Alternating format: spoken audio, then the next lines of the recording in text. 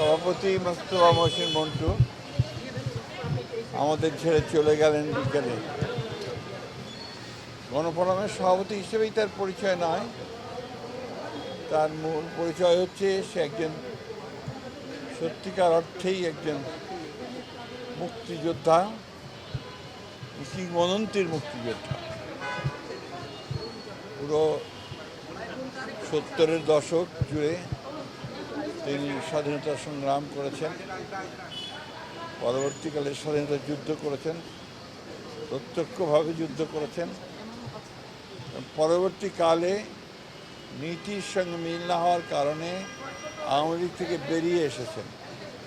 তারপরে আর কোনো কম্প্রোমাইজ করেননি এবং শেষ মুহূর্ত পর্যন্ত তিনি তার নীতির প্রশ্নে কোনো আপোষ করেননি। গণতন্ত্রে অটল বিশ্বাসী একজন মানুষ, বাংলাদেশের স্বাধীনতা সার্বভৌমত্বে বিশ্বাসী একজন রাজনৈতিক নেতা, যাকে সত্যিকার অর্থেই আমরা একজন বিশিষ্ট দেশপ্রেমিক রাজনৈতিক নেতাকে হারালাম।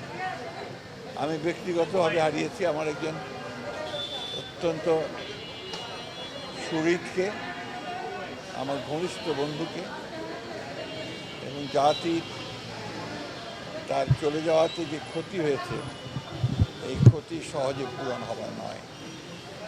এখন তো একটা রাজনীতিতে এই ধরনের মানুষের খুব বেশি প্রয়োজন ছিল।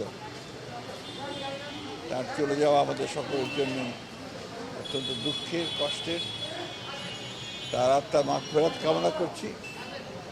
পরম করুণাময় আল্লাহ তাআলার কাছে দোয়া চাইছি, আল্লাহ তাআলা তাকে যেন বেহেশত নসিব করেন এবং তার পরিবারের সদস্যদেরকে এই শোক সহ্য করবার তিনি যেন শক্তি দান করেন।